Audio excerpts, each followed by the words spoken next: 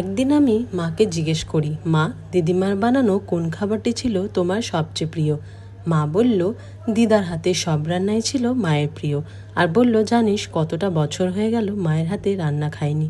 আজ তোকে একটা রেসিপি করে খাওয়াবো, যেটা মা আমাদের প্রায় খাওয়াতো। প্রথমে নেব কাঁকরোল। ভালো করে ধুয়ে ছোট আকারে কেটে নিয়েছি। এবার একটা কড়াইতে সর্ষের তেল গরম করে ফোড়নে দেব কালো জিরে, একটা শুকনো লঙ্কা, একটা কাঁচা লঙ্কা। এরপর কেটে রাখা কাঁকরোলগুলো দিয়ে একটু ফ্রাই করব। এক এক করে লবণ, চিনি, শুকনো নারকেল, কটা চিংড়ি মাছের টুকরো, হলুদ, লঙ্কা আর ধনে গুঁড়ো দিয়ে ভালো করে মিক্স করে নেব। দিদিমা এতে নারকেলের পেস্ট দিত। আপনারাও গুঁড়ো বা পেস্ট যে কোনোটা ইউজ করতে পারেন। একটু মিক্সারটা মাখা মাখা হয়ে গেলে পেস্ট বানিয়ে নেব, শিলে বেটে বা গ্রাইন্ডারে। এবার কড়াইতে তেল গরম করে কাঁকরোলের পেস্টটা দিয়ে আমরা নাড়াচাড়া করব।